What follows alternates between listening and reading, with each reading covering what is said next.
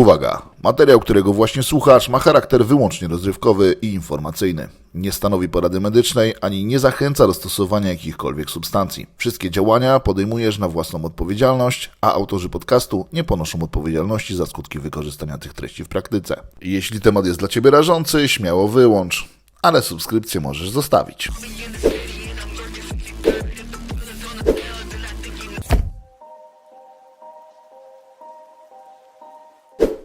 Hello everyone and welcome in another English One podcast. Today's guest is a very special one for me because, as I said right before I click the record button, I am following Fakhri for at least like 8-9 years right now, and I've watched all of his materials. So for me, it's probably is going to be nothing new, but for you guys, I hope that you're going to get a very specific and new knowledge. Hello, Fakhri. Oh man, how you doing, man? I'm happy to be on the podcast. Yeah, I would really love to introduce you really good, but everyone who is not living under the rock probably knows you like 5 million times better than me. So that would be silly from my point of view. So I will not gonna introduce you. Everyone knows you in the industry. You're like a legend to me, for at least. But today we are met just to talk a little bit about your approach when it comes to the coaching.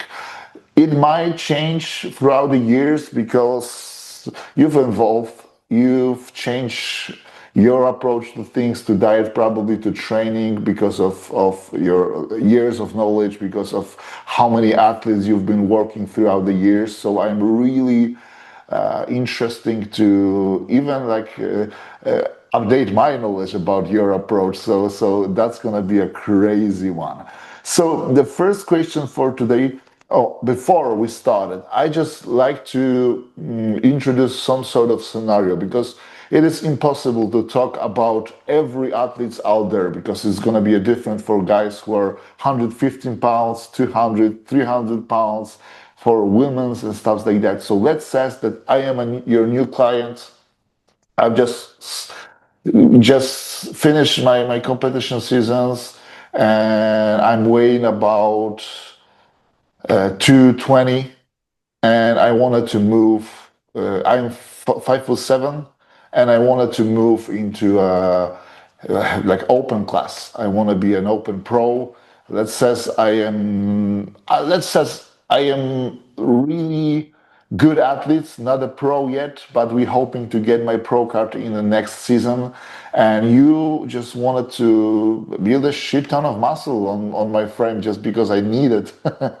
So what would be the first steps you would wanted to know from me when it comes to the starting point? Well, when somebody first reaches out to hire me, I send them my client intro. It has everything on there. It's very, very detailed. Tells you what I do, how I do things. I do check-ins every single week. My clients have access to my phone, to my text phone every single day. I don't miss a day of check-ins. I'm not a coach that sends 2 or 3 days later. I'm not a coach who texts you back 2 or 3 days later. This is what I do. This is my job. It's not my side gig. It's not a way for me to make extra money. I've done well in my life. I'm 52 years old. I've had many other businesses, so financially, I've done well. Of course, with coaching, I do well too, because I've been coaching since the 1990s. Yeah. My clients used to send me. I'm not sure you even know these, like the Polaroids. Yeah, so they used to send me the Polaroids through the mail. So I've been coaching for a long time. I love bodybuilding. I love coaching. So once you send me the request, I send you back the intro. And then I always ask for your current diet, your current supplements, current PEDs, any health conditions. And then, somewhere between the client intro or during that email back, you're going to explain to me what your goals are. Or if not, with that email, I will also ask you, so what are your goals? What's your intentions? Obviously everybody who does the NPC or amateur bodybuilder wants to become a pro bodybuilder, right? So that's usually the goal for amateur bodybuilders. But some of them want to be, just want to have a better physique and make more money, especially nowadays, with YouTube and social media. There's a lot more to make. So yeah, that's how we go. We just I coach you to what you want to become. You know, your greatness is my job, I guess, right? Yeah, me being a good athlete is you making the money, and I've always say that to my guys, because you have sometimes those clients who trying to push you to do Yeah. more, and I don't know why, but people sometimes think that maybe you hold them back or something like that. Like I don't really care. If you wanted to push, we push it if that's needed. If not, we don't. Yeah, so that's a very great statement you just made. Personal trainers, especially. So when you hire a personal trainer in the gym, does he really want you to become the best you? No, because he wants to keep personal training you, right? So he wants to pay you for like 2 or 3 years. I used to personal train. I've been a personal trainer. I ran gyms, personal training facilities, and I used to tell my trainers, not coaches, trainers, push everybody to be their very best, because even if they leave, the results of that person is what brings all the other rest of the clientele. You know, so for me as a coach, I mean, what's our best thing? To become Mr. Olympia, right? So even if we become Mr. Olympia, the very next day or the day after you get that trophy, what's the next step? To repeat as Mr. Olympia. You know, so yeah, of course you have to push your clients to be your very best. Of course. Yeah. So let's start with the training, because this is something that will probably gonna be the most important, one of the most important things when it comes to the building muscle. Because some says is how many percent of diet, of training, of PEDS and stuff like that. Let's be honest. If you are not training balls to the walls, you are not gonna grow. This is how the bodybuilding works throughout the years, and never is gonna change. So how do you like to set up my training? Let's say right now I was like working out with a fashion of like a low volume, high intensity, like a top back of set, you know, the like a newer version of Dorian Yates style of training, but with a modifications that's for pussies, because I am not Dorian Yates. Dorian's my guy, man. Mine too, but let's be honest. No one could train as hard as Dorian with those low volume like he did. So the crazy thing is Dorian learned from Mike Mensa. Yeah, I trained with Mike Mensa 1991, 1992, 1993, and into 1994. So Mike Mensa was my mentor. Mike, his brother Ray, Casey Vidar. You know, I trained with those guys personally. Like I would go every summer, every winter. So my training is profoundly progressive overload until this day. I've been training for 37 years in January. And I still train progressive overload. Obviously, you know, I've been on TRT since 2018. I still hold 210 pounds. I'm in good shape. I'm pretty lean. I'm 5'5". But with progressive overload training, I was able to go from 147 pounds to 287 pounds at 5'5". And if you look at every single study, or as many studies as you can for exercising, because there's not that many, right? You have the Colorado experiment, the Arthur Jones, did with Casey, and then you have a few other ones that are real studies, real published studies. Every study has shown that you have to have some type of progression with the weights, because if not, you cannot grow. You could do volume, you could do whatever you want, you know, but the progression of the weights have to happen. It has to happen. If that was the case and it was just a pump, why don't we just stay at home and do push-ups and pull-ups, right? Because if you do 500 push-ups, you're going to be sore. You know, if you bench 400 pounds, are you going to be that sore? Probably not. You're going to be sore with the push-ups. But benching the 500 pounds, whatever somebody's benching, you're actually breaking down muscle, and then you're rebuilding muscle. Muscle has to be broken down to be rebuilt through mTOR, you know, protein synthesis and everything else. You know, so muscle has to be broken down, and the only way to break down muscle in order to rebuild it is by progressive overload training. And I have to believe in that, because I went from 147 to 287. You know, So and another thing too, I was natural from 15 to 26 years old. So at 26 years old, I was already 190 something pounds, natural, squatting 600 for reps, deadlifting 600 for reps, and then my benching was like 315 was like 10, 12 reps. But once I got on PEDs, that's when my bench took off, and I eventually benched 700 pounds for 3 reps. You know, but that density of progressive overload training was what built my physique. So I knew I was going to turn pro. I mean, I knew it, right? Because I would go to California to train with Mike, and I would see Flex Wheeler, I would see Chris Cormier, I would see Dennis James, I'll see all these guys. You know, I see Chris Aceto in the office doing diets for everybody when he was young. You know, so I always knew like what I had to do to build. I just didn't want to compete until I guess my friend got me to compete at 26 because he competed. You know, but for me, it was just the love of bodybuilding. Not the cult love, but the real love of bodybuilding. So to answer your question, yes, progressive overload has to be done for you to have continuous growth. It has to be done. So you would love me to do like low volume, yeah, high intensity training. Yeah. So you mentioned so the way I'm an IFBB pro. I've been around for a long time. You know, I have a very successful resume, but I don't like to put myself into God tier categories, right? Because I'm just a very humble person. Unless somebody challenges me, then I'm going to tell you what I could do, right?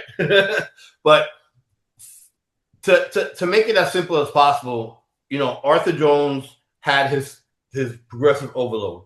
Mike took Arthur Jones' progressive overload and turned it into his. Dorian that took Mike and turned it into his. I believe I took Dorian's, Mike, and Arthur Jones, right? And I turned it into mine. So with volume, let's talk about squatting. So with volume, if you're squatting 500 for 10 to 12 to failure, you're not going to do 3 sets. You're not going to do 2 sets. You have to do, I start with the bar no matter what. So I would do the bar, 135, 225, 315, 405, 455, and then I would do the 500, right? The 495, which is the 5 plates. But it wouldn't be high reps. It'll just be enough reps to warm up. So the first few reps would be 10 to 12 reps, like, you know, 135, 225, 315, 10 to 12 reps, 8 to 10 just to warm up. Because when you do progressive overload, the thing is you don't want to work out before you actually work out. Yeah. By working out, that means that last set's the most important set. So you don't want to get tired warming up to that last set, which is your working set. You know, and that's how I use progressive overload. And the thing with Mike, you know, when I was a trainer with Mike, I was young and I was already strong. So Mike would say, you know, you have to do 2 or 3 sets. I'm like, Mike, I can't do 2 or 3 sets to get up to 500 pounds, right? So, you know, our first week or 2 together, we were bashing heads, you know, and his brother Ray would put me to the side and be like, don't worry about my brother. My brother's just fucking crazy, you know? But yeah, there's volume involved, but the volume is just to warm up to that last working set. Get it. Yeah, makes sense. So when it comes to the diet in the off season, because this is a tricky question, because you're from the area where the bulking was the king. So if you want to grow, you have to eat big to get big, they says. So right now there's more like a fashion of keeping your body fat in check. So maybe like leaving a little bit on a table potentially of growth just to keep you a little bit leaner in the off season. What's your approach for guys like me who wanted to build as much muscle? You're not like a newbies, because let's face it, I'm not a small guy, but I'm not big either. So I still need to grow a shit ton of muscle, but I'm not a beginner. So what would be the best approach in your opinion? So you need a calorie overage. You have to have an overage of calories. You cannot have a baseline of calories. So let's say your BMR, you know, somebody's BMR that's in really good shape and works out, you know, very active, could be up to 2,700. I've seen higher. I've seen BMRs to 3,000. So BMR meaning basal metabolic rate. That means how much calories you burn, regardless if you do anything. If you sit on the couch all day and do nothing, you could burn up to 3,000 calories, 2,500 calories, 2,400 calories. Depends on everybody else. So that's one thing you have to keep in mind, that everybody had the BMR. Well, how do you test your BMR? Well, there's BMR testers, right? There's machines that you breathe into, and electronically it says your BMR. There's calculations also how to calculate BMR. But those machines, the basal metabolic machines, are probably the best ones. They're much more common now. When we started, we had to go to universities, like travel sometimes to 4, 5, 6 miles just to find out my BMR. But so we take the BMR. So mine was always around like 2,800 calories.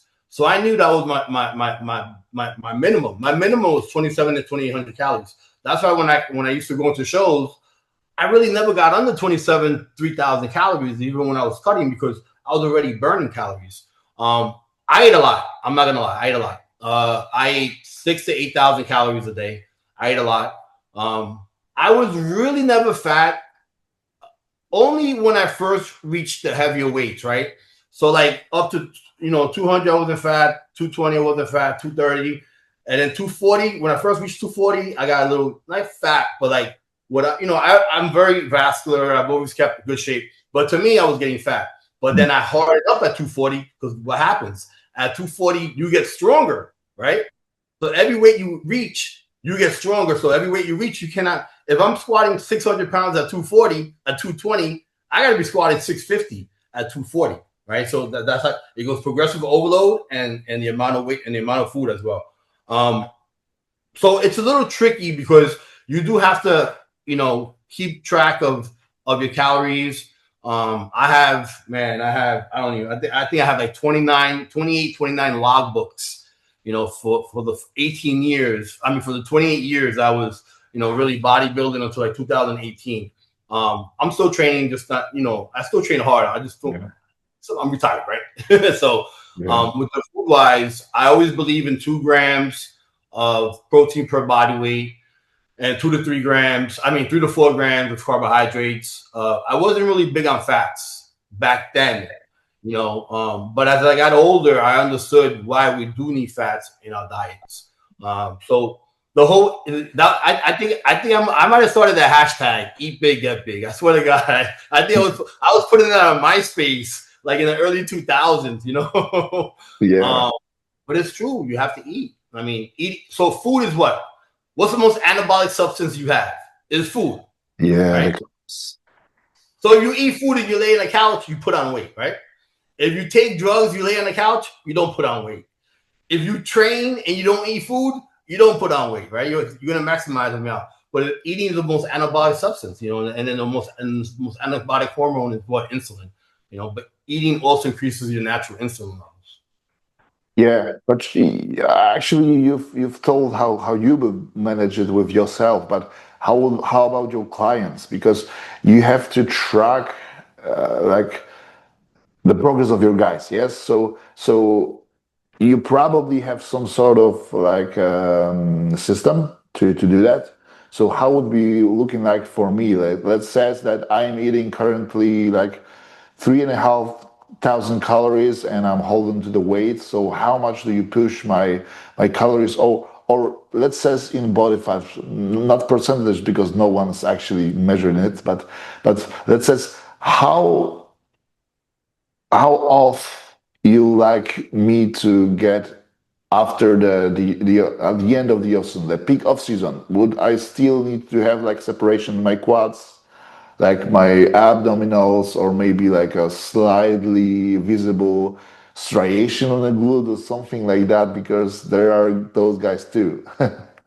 Yeah, no, of course. I mean, I was told this in the early 90s.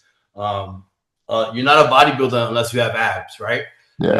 Obviously not deep 6-pack, 8-pack that somebody has, with the veins coming down with the separation, but you still have to show some type of abs.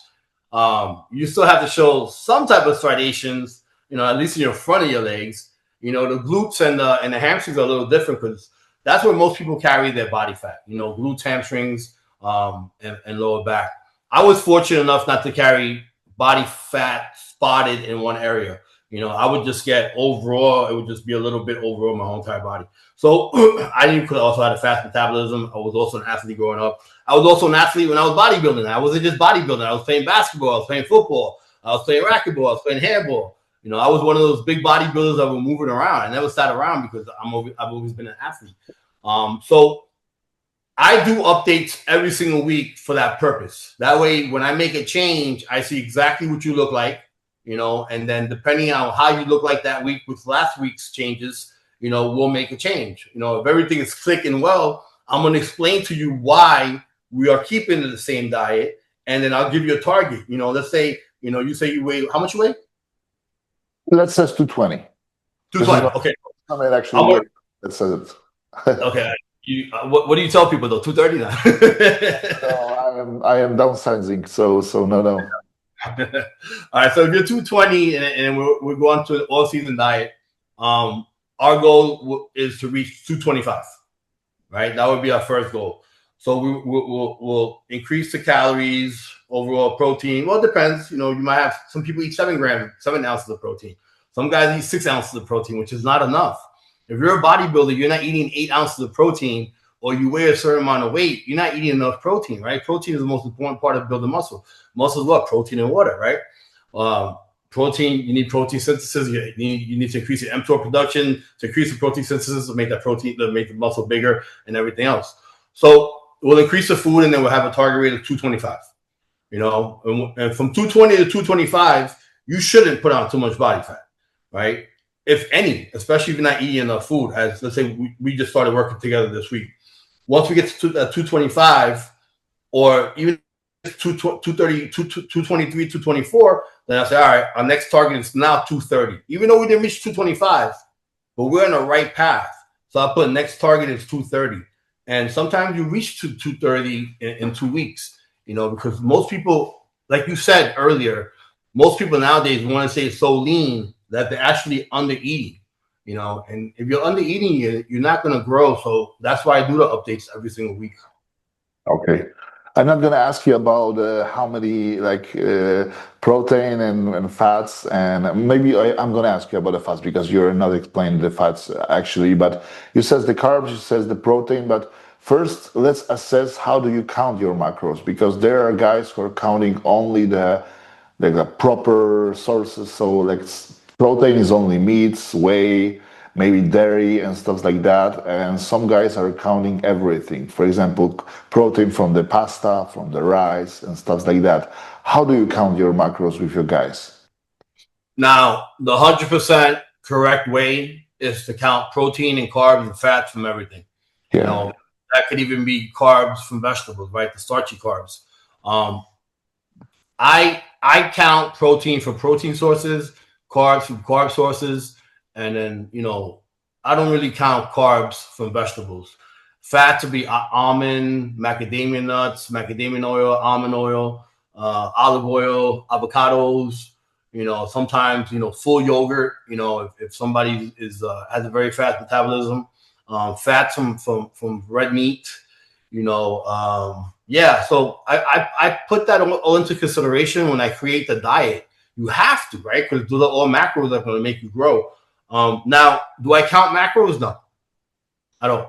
If you tell me, hey, Fat, can you count the macros for me? I will count the macros for you. I'll count them. I've been doing this such a long time that, like, you ever seen the movie Rain Man with Dustin Hoffman? Maybe. I'm not really. Check it out. So it's Tom Cruise. You gotta watch it. It's Tom Cruise and Dustin Hoffman. So Tom Cruise finds out that he has a brother, and his brother's a little bit off the spectrum, but he's so freaking smart, that he sees something and he can calculate it. After so many years, I could open up a picture, and just when your picture comes out, I know exactly how your week went without looking at the rest of your email. So with me, it's a little different because, I have that whole, mind image, and then my mind also works a lot faster, my eyes, because I've been doing this for such a long time, so it's different for me. So as soon as I open up somebody's email, I'm like, boom, I can tell what type of week he had, and then when I open up, when the rest of the email comes up, then I can read, because you have to give me a description of how your week went, right? I'm very detailed. I'm not like other coaches that, just send me a picture and I send you a diet on WhatsApp, and I send it to you on WhatsApp because, I don't really care about tracking everything else. All my clients have their own files. I have client files from the 1990s on AOL. I have every client I ever worked with, I have their file, no matter what. I have their file, So all my clients have their own file, and every single update, every single pictures, every single blood work, and whatever else, was there. But yeah, so I mean, I go by my eyes, and I go by as soon as I open up, my thoughts, And I think here's my thing with systems. When you have a system, not everybody fits into the system. So most people are not going to fit into the system, right? So if you have a system and that's the only system you have, whether it's calculations, whether it's, okay, I do this and I do that, when that system fails, you fail as a coach. But if you're a person that has a system and that's all you think about it and all they're calculating into one system, you're going to fail many times, because especially in bodybuilding, systems don't work. If that was the case, everybody would be a good contest prep coach. Everybody would be a good bodybuilder. It would be everybody, and everybody thinks it's easy. You go read the anabolic review guide. You go read, Chris Aceto's bodybuilding book from the 1990s, and you become a coach. But it's an eye and a mind thing. Yeah, definitely. This is why I love to do these ones with guys like you. Even though sometimes it's really hard to get a strict knowledge, because it is really hard to explain something that you feel. So yeah, that's like an artist who try to describe how what he feels, painting the paint or something like that. Like this is impossible. But when it comes to the diet, do you like to do some sort of like a calories, cycling throughout the week, like a rest days, training days, maybe high days, or do you like to keep it constant throughout the week? So I don't believe in lower calories on rest days, because when you rest is when you grow. Yeah. So why would you lower calories on rest days, right? You're growing on your rest days. So my diet is usually the whole entire week. And I say usually because sometimes, like, I'll say, well, you know what? We want to stay in shape, but we also don't want, your metabolism to get adaptive thermogenesis, which is your metabolism, stalled. We don't want adaptive thermogenesis. We want your metabolism to always move in the correct direction. So yeah, sometimes it's a refeed. Sometimes I do carb cycling. Even in the off season. I'm a big believer in carb cycling. Carb cycling works for a lot of things. Helps with your leptin levels. It works with your metabolism. So there are different variations of what I do, but for the most part, it'll be a straight diet. And I see a lot of coaches, well, eat less food on the days you don't train. That makes no sense, because you're growing on the days you don't train. That's when you have to, make sure you're eating. You don't grow in the gym. You grow when you get home. You grow when you sleep. You grow when you eat, Statystyki podpowiadają mi, że duża część osób oglądających ten kanał wciąż go nie subskrybuje. Dlatego jeżeli należysz do tego grona, zasubskrybuj już teraz oraz wpadaj na naszego Discorda. Link znajdziesz w opisie tego filmu. Zapraszam Cię również do wspierania ruchu Zapierdalać Trzeba poprzez zakupywanie merchu oraz szerowanie, udostępnianie i lajkowanie. Wielkie dzięki i wracamy do materiału. Yeah, great. So, what about the cheat meals? Are you maybe not a fan, but are you a guy who thinks that this is maybe not necessary for some guys, or maybe you don't like it, or maybe how do you manage the cheat meals with your guys? Because I find that especially in the US, guys are really like focused on a cheat meal. Sometimes I've watched the podcast or something, and those guys are almost proud. They say it's like, I was a really tough prep. I haven't any cheat meals for, I don't know, like 5 days or 7 days. I haven't had a cheat, or sometimes 2 weeks. Crazy diet. And in Poland, if you're gonna have like one cheat meal throughout the whole year with your coach, this is like a blessing from the sky, maybe. So I think, I think European bodybuilders have the old school mentality that we had back in the days, right?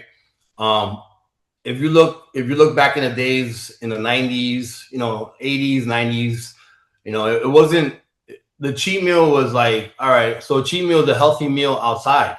The cheat meal is not having a cookie that's 4,000 calories, a shake that's like, so if you really want to ask yourself this question, what does bad food actually do for you?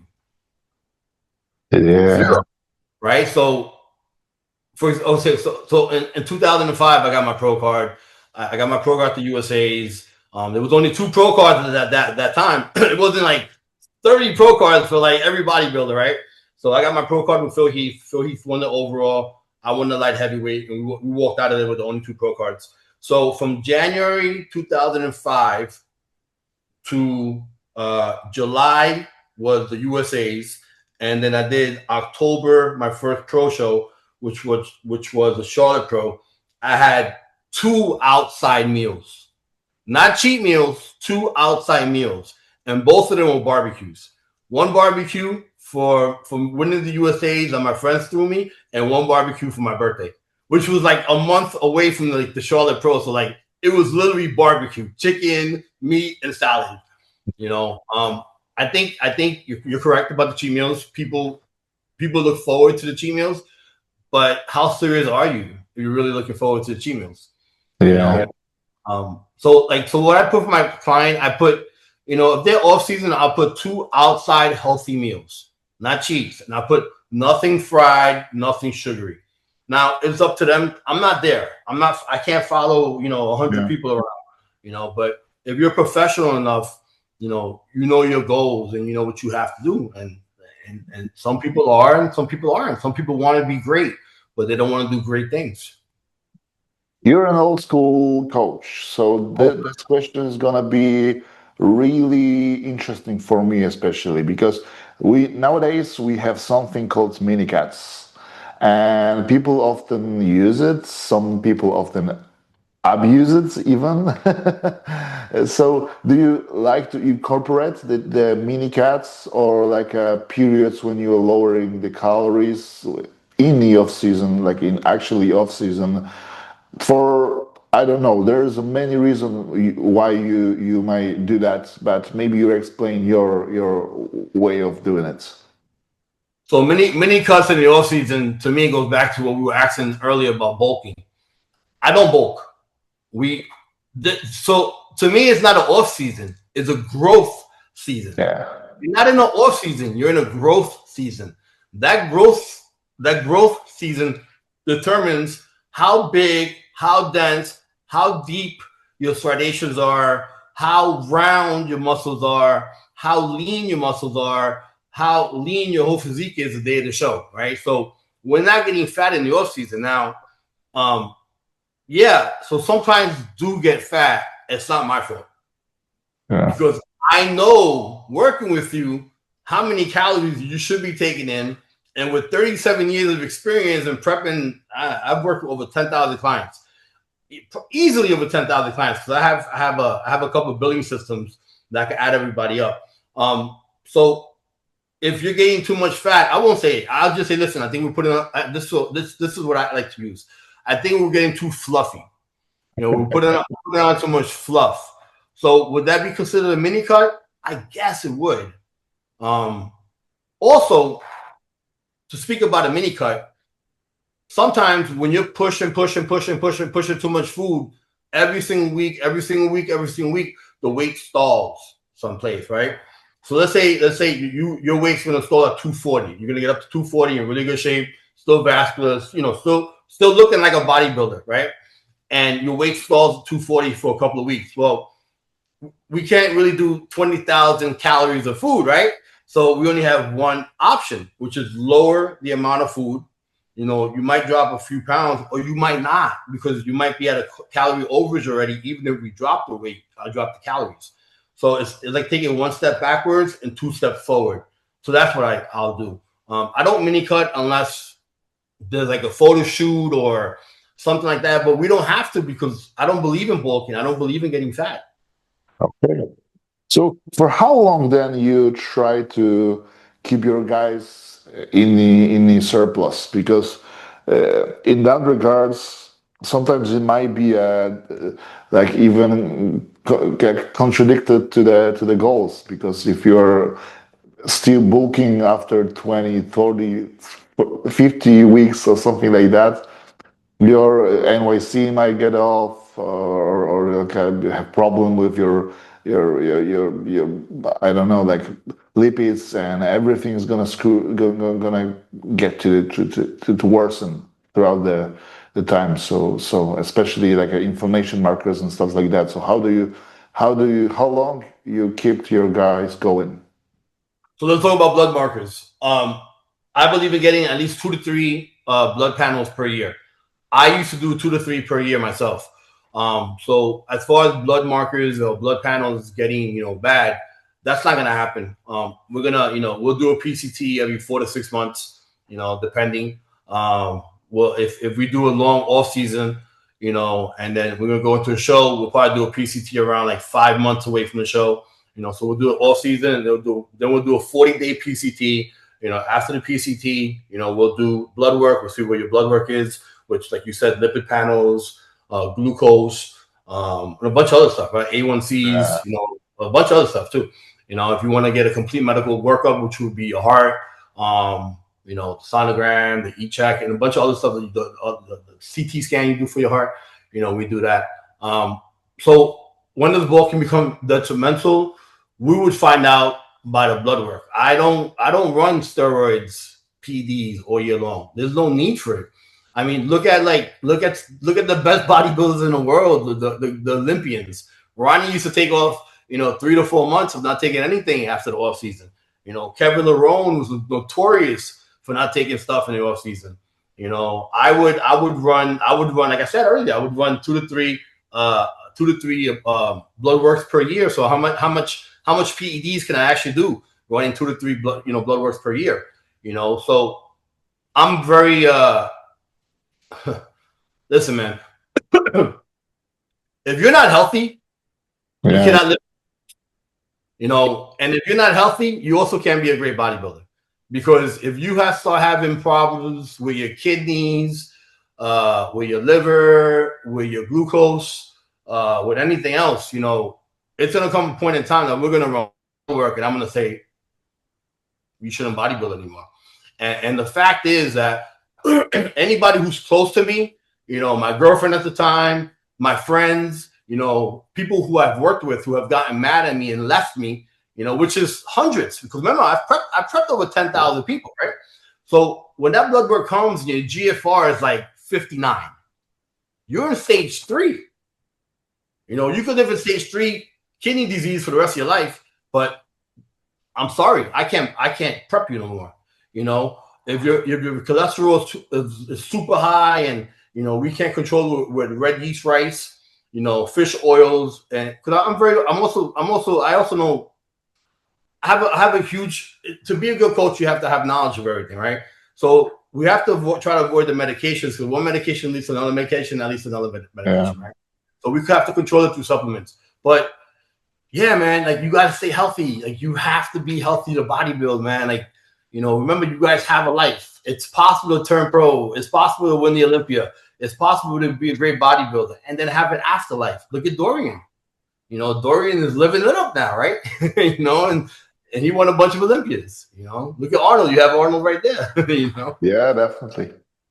Yeah. So what about Yus's health? So what about the cardio in the off season? Do you like to keep your guys still going, or maybe you counting the steps, because this is like a nowadays newer thing to do, counting steps, or in general the activity? So how much cardio do you like to do in, for example, in the off season? So cardio means what? Cardiovascular, right? Yeah. So the reason you do cardio is to keep your heart healthy. If you're running, if you're 140 pounds or you're 240 pounds, your heart is still the same heart.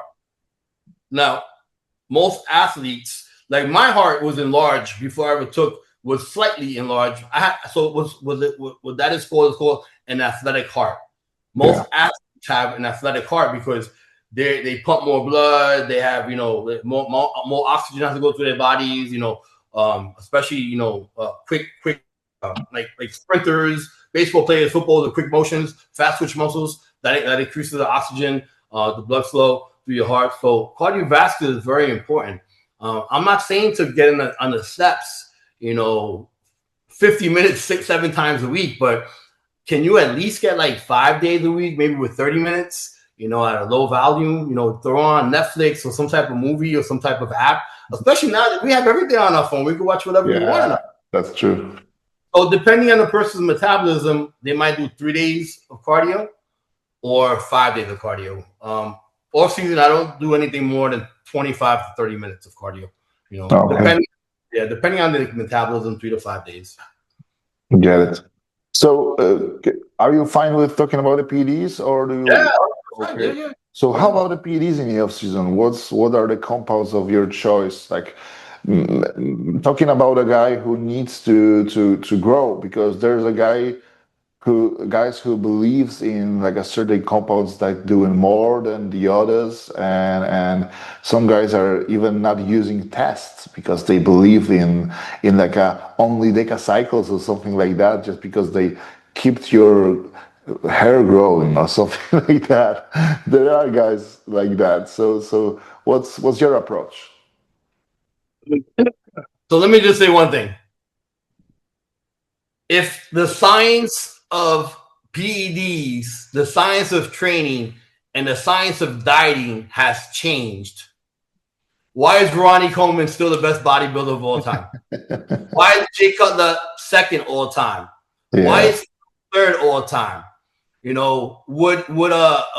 Gunter win the Olympia this year? Come on, tell me the truth. Would Gunter best be Derek's best? Derek, I love you, Hottie. I've met you a couple of times. Derek is a great guy. I met Samson a couple of times. But let's keep it honest. Ronnie, Jay, Phil, Dexter, Victor Martinez, Chris Cormier, Gunter Schmillickamp. How many of those guys will still be Mr. Olympia nowadays? So for somebody to say, and it has nothing to do with height, because Derek is 5'7", he's a little taller than I am, and he's great. Derek is great. I love Derek's physique. He's great. And I picked him this year. As soon as they came out of prejudging, I'm like, Derek got it. He won 100%. And I thought I knew Samson was low. I knew that he had depleted too much. But no, science has not elevated anything since the 1990s. The 70 bodybuilders were better than the 60s. The 80s were better than the 70s. The 90s were better than the 80s. The 2000s were better than the 90s, right? But then the 2000s were like, these guys are still the best of all time. So to go back to talk about why change steroid cycles, it's only because you cannot sell the same book twice.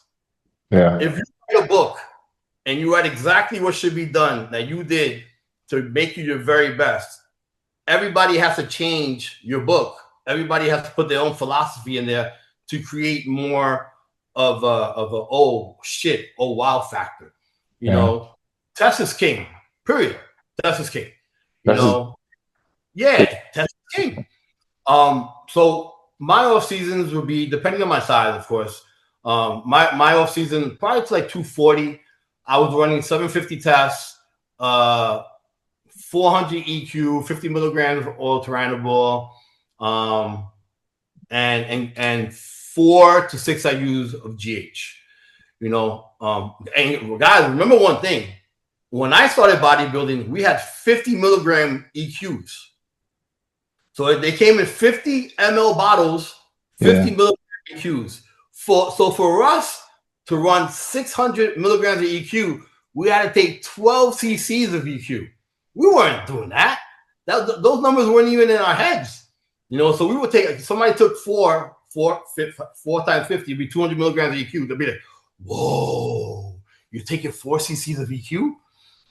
So it was different back then. And why did we grow on what we grew at? I understand it was, more pharmaceutical. We had pharmaceutical stuff. We had real veterinarian stuff. It wasn't powders from China. I'm very aware of the whole underground industry, lab industry. I have friends that own huge underground labs, huge, big ones. Many of them are famously known. I don't want to mention any names. One of them was British something, you know. Many of them, you know. Yeah, so my off season, my favorite off season stack is test, EQ, and orthoronable, and Okay. GH. So you like to use NRLs in the off seasons, even though like tunable is maybe not that harsh, they says, but it's still methylated, so it's probably gonna screw your repeats and stuff like that. But you still use it, yes? Yeah, so I mean, so again, it goes back to the blood work. If we're running blood work every 2 to 3 months, if we find out your liver enzymes, ALT, AST levels are too high, then we'll back off the orals. You know, but you can't just say, oh, they're gonna mess up my liver. You have to find out if they're gonna mess up your liver, and in 3 months or 4 months, they're not gonna put you into liver disease. You know, it's the people that don't run blood work, you know, that find these things out eventually. I mean, I have good friends that have passed away.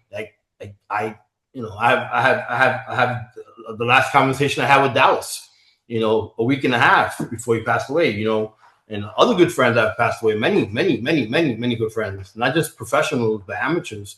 And I think most of those guys were not running blood work. I know some of those guys were running blood work. Yeah. It is part in the US to do the blood works, and especially in Canada. And I know that guys have struggled. It's easier right now because you have like America and stuff like that. But probably like maybe 5 years ago, or even like maybe a little 5 years ago it was better, but like 10 years ago it was really hard to get the blood works. I still have clients from US and Canada that they are really struggling to get their blood works. So it's not that easy. Like here in Poland, I can go tomorrow if I wanted to, and I can do anything you like. I and I have the results in 2 hours. Wow. Maximum, like maximum 3 to 5 hours, and you have the blood results, and you don't even have to pick it. You can check it online. So it's easy like hell. So, but in the US, I know it's hard. So you says like a 4 to 6 IUs of GH. That's what you've been using. But back in the days, GH was like a liquid golden. It was expensive. And this, to today's age, like you can buy a really good generic, like really good generic. It's not like 10 years ago when the generics was like most of the generics was faked, and those who wasn't was like underdose as fuck.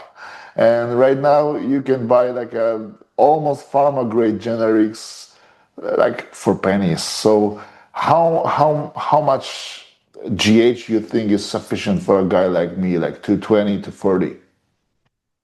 So again, like I ran I used to run 4 to 6 IUs. I ran 2 in the morning, 2 at night, 3 in the morning, 3 at night. Okay, so you know what? I'll ask you a question even better. Obviously, as bodybuilders, we all experiment on ourselves, right? It's just the way we are. Our minds, no matter how smart you are, when we're bodybuilding, something happens in here, right? So okay, I'm running 4 IUs a day. I'm running 6 IUs a day. Let me see if I run the full bottle of Cerestem, which is 16 IUs a day. I'll do 8 in the morning, 8 in the evening, right? So the whole kit would be 126 IUs, would be 7 bottles for 126 IUs, 7 bottles times 16. So I ran 4 to 6 IUs. My IGF-1 levels were 450 to like 490 IGF-1 levels. I ran 16 IUs, same range. Yeah. Same range. And I'm talking about pharmaceutical from the pharmacy, you know, Serotin's, you know, from the pharmacy itself. Yeah. So what? And then you talk about what's the risk of running too much GH? That's even worse, right? You have organ growth. You have, you know, the IGF-1 increases your glucose. It could turn you into a diabetic. Not could, it will. You know, if you're running high levels of GH. So is GH the magic? No, it's not. GH is not the magic drug. It's just another compound, another sequence into it. So with my numbers, I see it. And then I have thousands of blood work, you know, in people's files. And I tell them, I'm like, listen, you're running, especially now, you're running 12 IUs of GH a day. That's too much. Well, that's right. I'm like, all right. So let me see your IGF-1 levels. We take a look at it. I'm like, all right, bro, let's drop it down to 6, 3 and 3. Trust me. You know, like, I said, bro, let's drop it down to 3 and 3. If I'm not correct, I'll prep you for free the rest of the year. You know, because I like to bet. I don't like to bet on sports. I don't like to bet. I'm not a bettor. I'm not a gambler, right? Yeah. But when I'm trying to prove something to somebody, I will bet them. You know, especially if it's something with my services. And it shows. It shows if you're taking quality GH. You know, if you're a good responder to GH, you should be in the 400s or even in the low 500s. You know, with 4 to 6 IUs. So these numbers I'm seeing nowadays, I'm like, man, on Instagram I scroll sometimes. I'm like, this. I know a pro that takes 18 IUs of GH. No, you don't. No, he's killing himself. He is. Yeah. Love Jay and everybody else, you know. Yeah, actually, we have a studies right now that shows that there's a big concentrations. No, like probably after 8 IUs, there's no more like a growing of the IGF. But you have to remember that it's systemic IGF. We cannot actually measure the muscle IGF, and also we have to remember that the GH conversation,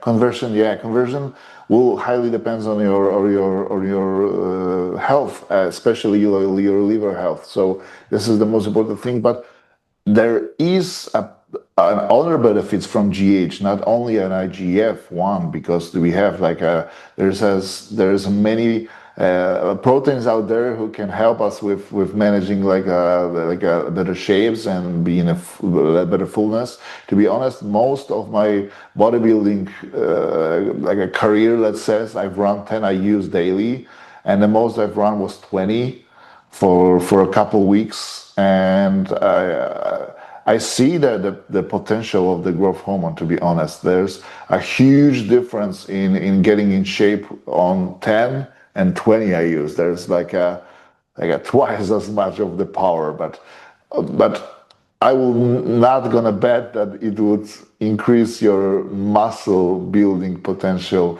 because there is no studies out there that says that it could be even possible. So yeah.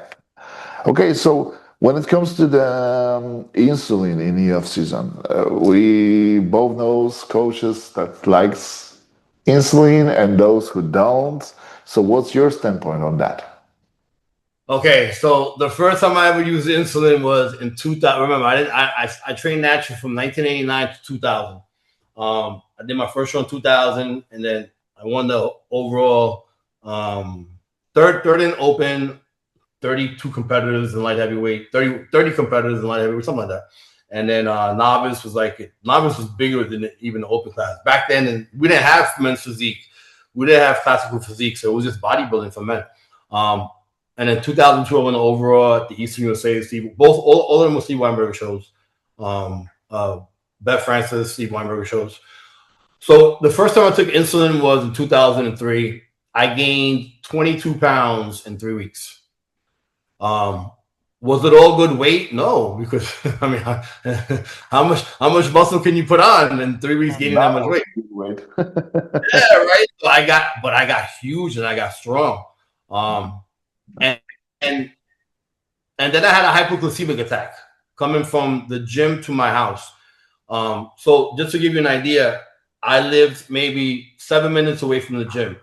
So I always covered my units of insulin with 10 grams of carbs, right? That's standard. So and it wasn't even a lot, to be honest with you. It was 8 units of insulin. It was 6 units before I worked out. So I would eat 60 to 80 grams of carbs. And then I would train having, at that time was for Targo. And then I would after, so I would take 6 units of insulin I would eat. And I'll be in the gym already having my shake with amino acids and Vitargo. And then after I worked out, I would have protein powder, Vitargo, and there was something called Ultra Fuel back in the days, which had 100 grams of carbs. Most of it was sugar. So I was covered. I was covered for those 6 I used, right? 6 and 6, 6 before and 6 after. And I still had a really bad hypoglycemic. Actually, I had 2 really bad hypoglycemic attacks coming home. After that, I used insulin probably twice, also 2 or 3 weeks. So I think in my whole entire life of bodybuilding, I use insulin like 9 total weeks. Yes, insulin is the strongest storage hormone peptide there is. It is, because insulin will shovel the nutrients in there. Is it that important? I don't know, because I was able to get up to the weight I was. Phil Heath is a very good friend of mine. He didn't use insulin until I think after his second Arnold that he did, or whatever. Or did he do 2 Arnolds? No, he lost to Kai, right? I think it was after the first Arnold that he did. And so insulin works. It does work for some people. People gain a lot of weight, but I'm not a huge believer in it. I will pull it in if somebody says, "Hey, I like to use it. I want to see how it works." So when it comes to the estrogen level, because we both know that there is the mixed opinion about that. Some guys like to keep it really high. Some guys like to keep it in a relation to the DHT and the testosterone, which that will be covered by the science. And some coaches like to keep it a little bit lower even. So what's your standpoint on the estrogen? Do you goes with the blood works, or maybe by the feel, or how do you like to keep it? So I've seen estrogen levels as high as 344 on blood work. I mean, even 400, and the not holding that much water. I'm not sure if they're crying and stuff like that because they have high estrogen, but the blood work itself could show that much. You never want super low estrogen for a lot of reasons, a lot of health reasons. We could talk about this for the next 10 minutes.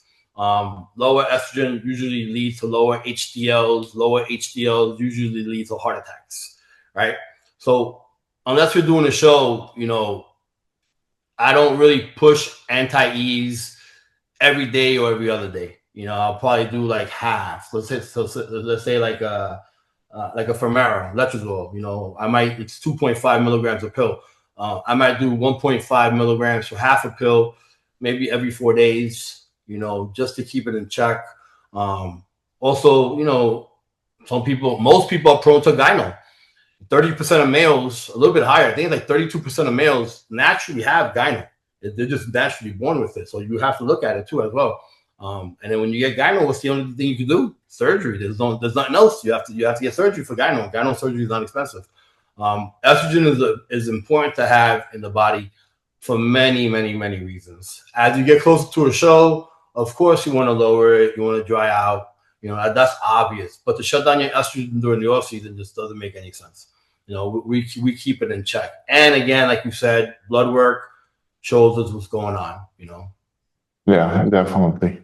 So how about managing the blood pressure with your guys? Do you like to use something because there's a telmisartan going on right now, and everyone's used it just to prevent from the going off the right numbers? And do you like to use it as a support mechanism, or do you like to incorporate only if there is a problem? Or maybe you just don't use it at all and try to use a natural herb substance or something like that? Did you just mention a compound or something? The compound? Yeah, did you say something about a compound people are using right now or no? Yeah, the telmisartan. Oh, okay, yeah. So yes, are the main thing right now. Yeah. Right. There's the lodipine, the losartan, there's a bunch of stuff. Yeah. So blood work, blood pressure is the number one destroyer of kidneys. Yeah. And the reason why bodybuilders lose kidney function is because of blood pressure. So you have to control your blood pressure. You have to, man. It's a pill this small, man. You're taking a pill this small compared to everything you're taking. Somewhere, it's gonna hurt my sexual, it's gonna hurt my sexual whatever, enhancement, my sexual management. No, it's not gonna do that. You're taking this much steroids. You're taking one pill. You know, so yes, managing, yes, yes, yes, yes, yes. And again, yes, you have to control your blood pressure 100%. If not, your kidneys will get blown out. Your kidneys are made of little sponges. You know, it's just, that's what a kidney is. A kidney is a sponge, and it's made of little sponges. So what happens is, you know, what goes through it, you know, gets filtered, you know, and then the higher blood pressure, the thicker the blood, it starts going like this. And then once everything goes through, all the toxins go up, your bun level goes up, your bun creatinine level goes up, you know, your GFR goes down, your C-statin, you know, shows that you have kidney problems. So blood pressure, yes, 100% has to be manageable. So you like to keep him as a insurance policy, yes? You have to. I mean, just, you know, I was a person that had a blood pressure medication, a blood pressure thing in my house, you know. So what happened to me in 2016, I had moved down to Florida. I live in Florida now, but I've moved back and forth like 4 or 5 times. I'm not moving back to New York, by the way. But I am a Yankee fan. What happened to me in 2016, I moved down to Florida. I was having a lot of issues with businesses I left in New York. And I got away from being the healthy bodybuilder that I was. You know, for some reason, I should not have been taking the PD that I was taking as a bodybuilder, but I wanted to keep myself in shape because I always wanted to come back. And at my very best, I was 44 years old. I was 287 pounds, 44 years old, still clean, you know, with a clean physique, no old man body. You know, my waist was still small and everything. But those 2 years that I didn't take care of myself, my GFR dropped from the high 80s into the mid 60s. You know, and the doc, I went back, got blood work for the first time. He was like, when was the last time you got blood work? I'm like, 2 or 3 years ago. He was like, you're super healthy. Like you always run 2 or 3 blood works a year. So when the blood work came back, he was like, yeah, but you know what my blood pressure was? 230, 240 over 160, 170. You know, because I was 270, 80 pounds at 5'5". So obviously that's a lot of weight, you know, and I had stress too, you know, from businesses and stuff like that. So that's when I came off of everything. I came off of all PEDs, insulin, GH. I came off of everything, and then somewhere around 2018, my numbers didn't go back to normal, because once your kidney levels once your GFR goes out, it's very difficult for it to go back up to like 80 or 90. It's almost impossible. It could go up a little bit more. So around 2018, that's when I started taking TRT. And I've been taking TRT, which is 250 to 300 megs per week, you know, every single week. Sometimes I miss it. Sometimes I forget, you know. After you inject so many years, you don't want to inject no more. Yeah, definitely. Fakhri, I just have one more question when it comes to the off season, just because I would love to keep it separate. The off season is today, and if you find the time in the future, I would really love to do the second part when we're going to cover the dieting process, the peaking process, and everything after show, because I think that's a really big issues with the competitors. What to do after the show once the post-show blues coming and they start to eating and they blew off every potential muscle gain they could get. So that would be probably the most important episode. But for now, I would just love you to cover, leave us with your staples when it comes to supplementation, when it comes to the managing the blood markers and health in general with the bodybuilders you like work with. Are you talking about like regular supplements to manage everything? Supplements, not PEDs, not under the counters or something like that. Just over the counter supplements, like normal supplements. Yeah, so I'm really big on red yeast rice. It works almost as well as statins for cholesterol. It really does. You know, omega-3s are important, again, for cholesterol and heart health. NAC is very important. CQ10 is very important. These are all, if I walk you to my kitchen right now, these are all the things I have in my kitchen. Still to this day. Remember, I'm only on PCT, and I'm doing some peptides too. But I've gotten a lot leaner over the last 2 months. But yeah, so I red yeast rice I use, fish oils I use, CQ10, NAC, Revive Kidney, with the astragalus root in there. Or you could just get the astragalus root, but I like the Revive Kidney product very, very much. Tuca is very important, for the liver, 500 milligrams to 1,000 milligrams, depending on your blood work. Multivitamins.